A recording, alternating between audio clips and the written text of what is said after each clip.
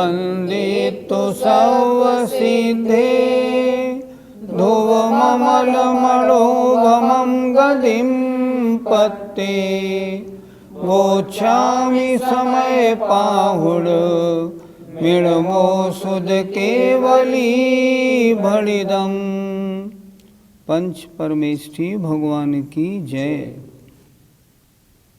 आचार्य महाराज कह रहे हैं, ज्ञानी तो अपने भाव का ही कर्ता होता है, ज्ञानावरणादि द्रव्य कर्मों का कर्ता नहीं होता। आइए आज गाथा नंबर 109 करेंगे, निकाल लें। जम भावम सुहमसुहम, जं भावं सुहमसुहं करे दियादासतस्य खलु कत्ता, करे दियादासतस्य खलु कर्ता, तं तत्सहोदिकं मम, तं तस्य होदिकं मम, सोतसदुवेदगो अप्पा, सोतस्य दुवेदगो अप्पा। जं भावं सुहमसुहं करे दियादासतस्य खलु कत्ता, तं तत्सहोदिकं मम, सोतसदुवेदगो अप्पा। जं भावं सुहमसुहं करे दियादासतस्य खलु कत्ता, तं तत्सहोदिकं मम, सोतसदुवेदगो अप्पा। अर्थ देखिए, जम भावम जिस भाव को, सोहम असुहम शुभ हो या अशुभ हो, करेदि करता है आता आत्मा, स मन वह तस् उस भाव का, खलु मन निश्चय से करता होता है। फिर देखें, जम भावम सुहम असुहम जिस शुभ या अशुभ भाव को आधा करेदि आत्मा करता है, स माने वह आत्मा, तस् माने उस भाव का, खलु माने निश्चय से करता होता है। तम तस् होदिकम मम, और तम माने और वह भाव, तस् कम्मम होदी उसका कर्म होता है। सो तत्सदुवेदगो अप्पा, सो माने वह आत्मा उस कर्म का वेदगो भोक्ता भी है। कौन? अप्पा आत्मा। अर्थात क्या हुआ, आत्मा जिस शुभ या अशुभ भाव को करता है, वह उसका निश्चय से करता है। और वह भाव, तम माने वह भाव, तस् माने उस आत्मा का, कम्मम होदी कर्म होता है। और सो माने वह आत्मा, तत्सदुवेदगो उस कर्म का भोक्ता भी है, भोक्ता भी होता है। यहाँ क्या बता रहे हैं कि जिस शुभ या अशुभ भाव को आत्मा करता है, वह उन शुभ या अशुभ भाव का कर्ता होता है, और वह फिर उसका भोक्ता भी होता है। कैसे? निश्चय से। आत्मा जिस शुभ या अशुभ भाव को करता है, वह उस भाव का निश्चय ही करता होता है। वह भाव उसका कर्म होता है, और वह आत्मा उस भाव रूप कर्म का भोक्ता होता है। पंडित जी, शुभ भाव कौन से होते हैं? कषायों की मंदता होने पर आत्मा के जो धर्म रूप कार्य संपन्न होते हैं, उन्हें हम कहते हैं शुभ भाव। जैसे पूजा करना, स्वाध्याय करना, दान देना आदि षटकर्म रूप जो भाव हैं, ये भाव शुभ भाव कहलाते हैं। इन्हें कौन करता है? जब आत्मा मंद कषाय रूप प्रवृत्ति करता है, जब कषायों में तीव्रता नहीं होती है, तब आत्मा इन धार्मिक कार्यों को करता है। शुभ अशुभ भाव का बंटवारा हम एक और तरह से कर सकते हैं। जितने संसार संबंधी भाव हैं वे अशुभ भाव हैं, जितने धर्म संबंधी भाव हैं वे शुभ भाव हैं। पंडित जी, आत्मा किन अशुभ भावों को करता है? आत्मा जब तीव्र कषाय रूप परिणमन करता है तो अशुभ भावों को करता है। जैसे क्रोध मान माया लोभ रूप परिणाम, जैसे हिंसा झूठ चोरी रूप परिणाम, जैसे सप्त व्यसन रूप परिणाम। ये परिणाम कैसे हैं? तीव्र कषाय रूप परिणाम हैं। ये परिणाम अशुभ कहलाते हैं। क्यों अशुभ कहलाते हैं? अशुभ माने अच्छे नहीं होते। क्यों नहीं होते? इनका फल भी बुरा होता है, आगे गलत गति में पहुंचाने वाले भी होते हैं और कष्ट में डालने वाले होते हैं, लेकिन करता तो इनको आत्मा ही है। पंडित जी, शुद्ध निश्चय से तो आपने बताया था कि आत्मा अपने शुद्ध भावों का कर्ता होता है, फिर यहाँ ये कैसे? निश्चय दो प्रकार का होता है, एक शुद्ध निश्चय और एक अशुद्ध निश्चय। शुद्ध आत्मा का जो परिणमन है वो शुद्ध निश्चय से अपने परिणमन को करने वाला, और जो अशुद्ध रूप परिणमन है आत्मा का है, अशुद्ध आत्मा का है, इसलिए वो अशुद्ध निश्चय से उसका परिणमन है। यहाँ जो शुभ या अशुभ परिणाम हो रहे हैं ये आत्मा स्वयं करने वाला है। हाँ, स्वयं करने वाला है। शुद्ध है या अशुद्ध? अशुद्ध है। अगर आत्मा शुद्ध होता तो शुभ अशुभ भावों को करता ही क्यों? तो यहाँ अशुद्ध आत्मा के द्वारा जो शुभ अशुभ विकल्प किए जा रहे हैं ये अशुद्ध निश्चय का विषय है। और आचार्य कुंद महाराज कहते हैं अशुद्ध निश्चय अभी तो व्यवहार है, इसलिए उसको अशुद्ध निश्चय से मानो या व्यवहार मानो, एक ही बात है। इसलिए यहाँ जो शुभ अशुभ भावों का कर्ता कहा गया वो अशुद्ध आत्मा होने से अशुद्ध निश्चय से कहा गया, और अशुद्ध निश्चय भी एक तरह से व्यवहार का ही वर्णन है, निश्चय का वर्णन नहीं। क्योंकि यहाँ जहाँ जहाँ निश्चय की बात है वहाँ शुद्ध आत्मा की बात है, ऐसा समझना। पंडित जी, आत्मा शुभ अशुभ भावों का उपादान करता है या फिर निमित्त करता? आत्मा ने स्वयं ने ये परिणाम किए हैं, इसलिए आत्मा इन परिणामों का उपादान करता है।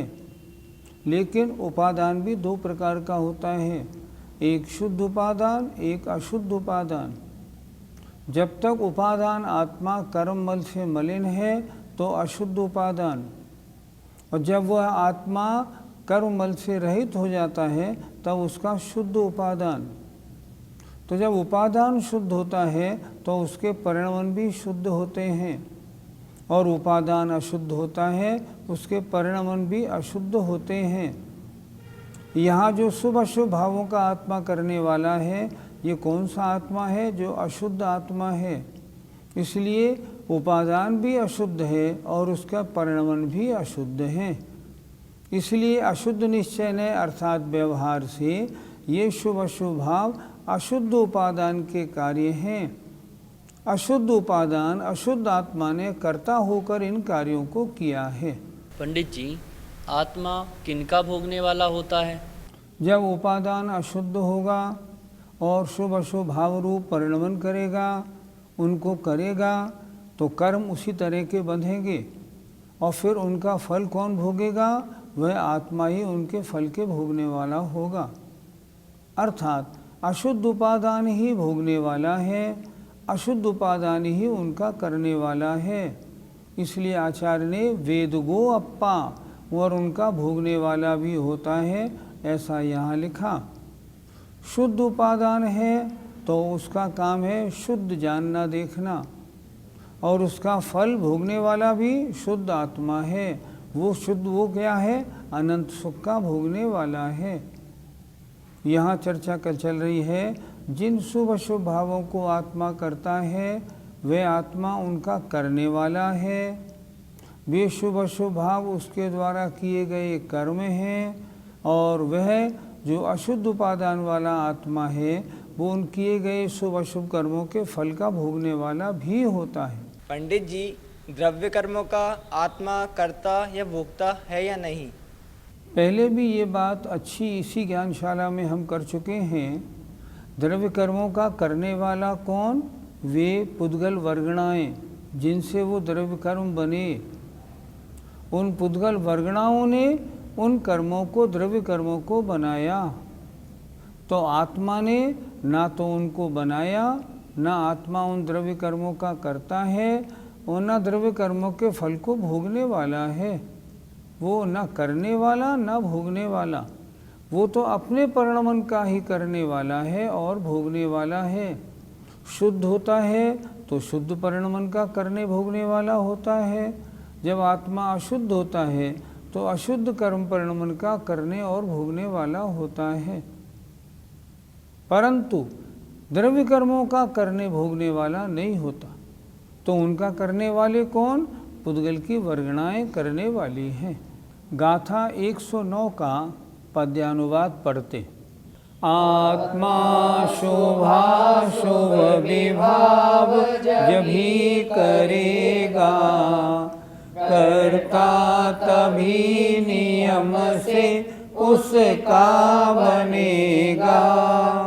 यों बार बार कर कर्म कुधी सरागी, है भोगता दुख कभी सुख दोष भागी। कुधी माने खोटी बुद्धि वाला जो सरागी है, बार बार कर्म को करता है, उसके फलस्वरूप कभी दुख भोगता है, कभी सुख भोगता है और दोष का भागी होता है। आइए गाथा नंबर 110 देखते हैं। आगे बताया था पहले कि शुद्ध उपादान शुभ भावों का, अशुद्ध उपादान अशुभ भावों का कर्ता होता है, लेकिन पर भावों का कर्ता कोई उपादान नहीं होता। अब उसी को कह रहे हैं, जो जम्मी गुणो दवे, जो जम्मी गुणो दवे, सो वर्णम मिदुण संकमदि दवे, सो वर्णम मिदुण संकमदि दवे, सो वर्णम संकंतो, सो वर्णम संकंतो, कहतं परिणाम एदवम्, कहतं परिणाम एदवम्। बोलिए। जो जम्मि गुणे दवे, सो वर्णम मिदुण संकमदि दवे, सो वर्णम संकंतो, कहतं परिणाम एदवम्। जो जम्मि गुणो दवे, सो वर्णम मिदुण संकमदि दवे, सो वर्णम संकंतो, कहतं परिणाम एदवम्। अर्थ पर ध्यान दें। जो माने जो वस्तु, जम्मी माने जिस, गुणों द्रव्य गुण और द्रव्य में वर्तती है, विद्यमान है, उसमें वर्तन करती है। सो माने वह, अर्णम्य अर्ण द्रव्य द्रव्य में संक्रमण नहीं करती। क्या कह रहे हैं? जो वस्तु जिस गुण और द्रव्य में वर्तती है वह अन्य द्रव्य में संक्रमण नहीं करती। ऐसा नहीं होता कि आत्मा अपने गुण द्रव्यों में वर्तता हो लेकिन पुद्गल के गुण द्रव्य में संक्रमण कर जाए, ऐसा नहीं होता। अपने में ही संक्रमण करती है, अपने रूप ही रहती है। सो अर्णमसंकंतो, सो माने वह वस्तु अन्य में संक्रमण न करती हुई, अर्णम असंकंतो, अन्य में संक्रमण न करती हुई, कह माने किस प्रकार, तम माने उसे, परिणामये परिणमन करा सकती है द्रव्य को। जब उस रूप संक्रमण नहीं करेगी तो वह उस द्रव्य को अपने रूप कैसे बनाएगी? नहीं बना पाएगी। अगर जीव पुद्गल में संक्रमण करे, जीव के गुण पुद्गल में संक्रमण करें तो पुद्गल भी जीव बन जाएगा। लेकिन नियम है, एक द्रव्य के गुण दूसरे द्रव्य में संक्रमित नहीं होते। तो जीव के गुण कभी भी पुद्गल में संक्रमित नहीं होंगे, और जब संक्रमित नहीं होंगे तो उनको कैसे परिणमन करा सकेगी? नहीं परिणमन करा सकेगी। परिणमन करा सकना कब माना जाएगा? जब वह उस अजीब को जीव बना ले। लेकिन ऐसा आत्मा कभी नहीं कर सकती। आत्मा तो हमेशा अन्य गुण द्रव्य, अपने ही गुण द्रव्य से परिणमन करती है और उसी रूप रहती है। अन्य द्रव्य के गुण और द्रव्य रूप परिणमन कभी नहीं करती। जो वस्तु जिस द्रव्य और गुण में वर्तती है वह अन्य द्रव्य और गुण में संक्रमण नहीं करती। अन्य में संक्रमण न करती हुई वह वस्तु उस अन्य द्रव्य को किस प्रकार परिणमन करा सकती है? परिणमन नहीं करा सकती। पंडित जी, एक द्रव्य दूसरे द्रव्य का कर्ता कब होता है? जब वे द्रव्य या गुण रूप से अन्य द्रव्य के रूप में संक्रमण कर जाए। कोई भी एक द्रव्य अन्य द्रव्य रूप में गुण या द्रव्य से संक्रमण नहीं कर सकता, इसलिए एक द्रव्य कभी अन्य द्रव्य का कर्ता नहीं हो सकता, कभी भी नहीं हो सकता। नियम है पक्का। अर्थात जीव पुद्गल का कर्ता कभी भी नहीं बनेगा, पुद्गल जीव का कर्ता कभी नहीं बनेगा। क्यों नहीं बनेगा? जीव के गुण कभी पुद्गल में नहीं जाएंगे, पुद्गल के गुण कभी जीव में नहीं आएंगे, तो फिर ये एक दूसरे के कर्ता कैसे बन सकते हैं? नहीं बन सकते। जीव पुद्गल नहीं, अन्य द्रव्य भी। लोकाकाश के हर प्रदेश में 6 द्रव्य मौजूद हैं। यहाँ हर प्रदेश में 6 द्रव्य हैं। आकाश है, काल भी है, धर्म अधर्म भी है, जीव और पुद्गल भी है। ये 6 द्रव्य मिलके रहते भी हैं, लेकिन एक दूसरे के द्रव्य और गुण एक दूसरे के द्रव्य गुण रूप परिणमन नहीं करते, संक्रमण नहीं करते। इसलिए एक द्रव्य का अन्य द्रव्य रूप परिणमन ना आज तक हुआ है, ना कभी होगा, होता ही नहीं। हर द्रव्य अपने रूप से परिणमन करता है, अन्य रूप से नहीं करता। पंडित जी, तो फिर घटपट आदि का कर्ता कैसे हो गया? अलग अलग नए से अलग अलग कथन होते हैं। व्यवहारने से एक द्रव्य अन्य द्रव्य का कर्ता है। कुम्हार ने घड़ा बनाया, घड़ा किसने बनाया? उस कुम्हार ने बनाया। क्या कुम्हार के गुण द्रव्य उसमें संक्रमित हो गए? नहीं हुए। फिर क्यों कह दिया? व्यवहार ने से ऐसा कह दिया। व्यवहार ने जो निमित्त कर्ता होता है उसे कर्ता मानता है, लेकिन जहाँ निश्चय की चर्चा होती है, निश्चय में ऐसा नहीं होता। वहाँ तो वो द्रव्य अपने ही परिणमन का कर्ता होता है। व्यवहारने से घड़े का कर्ता कौन है? कुम्हार है। निश्चय से घड़े का कर्ता कौन है? मिट्टी है, कुम्हार नहीं। कुम्हार क्यों नहीं? कि कुम्हार ने तन्मय होकर उस घड़े को नहीं बनाया। अगर कुम्हार ने तन्मय होकर उस घड़े को बनाया होता तब कुम्हार उसका कर्ता कहलाता। घड़ा तन्मय होकर किसने बनाया? मिट्टी ने बनाया। इसलिए निश्चय से मिट्टी करता है, कुम्हार नहीं। घड़े बनने के बाद भी कुम्हार का अस्तित्व तो ज्यों की त्यों रहता है।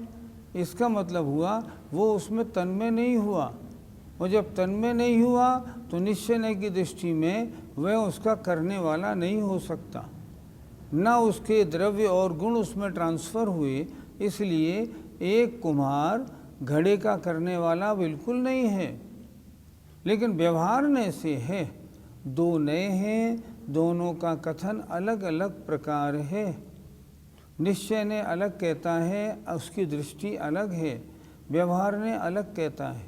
नए माने क्या है? नए का मतलब है नजरिया। मेरे पास मेरी बेटी बैठी है, ये बेटी किसकी है? मेरी है। किस नए से? व्यवहारने से। निश्चय से जहाँ देह अपनी नहीं तहाँ न अपनों कोय। जब शरीर ही अपना नहीं है तो अपना और अन्य पदार्थ हो कैसे सकता है। इसलिए मेरी बेटी या बेटा या मेरा मकान, ये चीज़ें निश्चय से मेरी नहीं है, व्यवहार से मेरी हैं। इस तरह इन नयों का कहाँ कर्ता कर्मपना है उसको समझना चाहिए। पंडित जी, तो फिर आत्मा शुभ और अशुभ कर्मों का कर्ता किस नय से हुआ? शुभ अशुभ भाव किसने किए? आत्मा ने किए। कर्ता कौन हुआ? आत्मा। शुभ अशुभ भाव हैं कैसे? अशुद्ध हैं। करने वाला आत्मा कैसा है? वो भी अशुद्ध है। तो अशुद्ध आत्मा ने अशुद्ध निश्चय से राग द्वेष आदि या शुभ अशुभ भाव रूप परिणमन किया है, और वह अशुद्ध आत्मा ही उन कर्मों का जो फल होगा अच्छा बुरा, जब जब भोगने में आएगा तब वह आत्मा ही उन अच्छे बुरे कर्मों का फल भोगने वाली होगी। ऐसा कभी भी नहीं होता कर्ता कोई हो और भोगने वाला कोई हो। जो कर्ता होता है वही उनका भोगने वाला होता है। अशुद्ध आत्मा ने कर्म किए हों, क्या उनका भोगने वाला शुद्ध आत्मा हो सकता है? नहीं। अशुद्ध आत्मा शुद्ध बनेगी कैसे? सारे शुभ अशुभ कर्मों को नष्ट करके शुद्ध बनेगी, भोगने का प्रसंग ही नहीं आएगा। इसलिए जो आत्मा जिन परिणामों को करता है वो उनका कर्ता होता है, वे परिणाम उसके कर्म हैं, और वह आत्मा अपने किए गए परिणामों के फल को भोगने वाला भी होता है। यह तथ्य निर्णय करना चाहिए।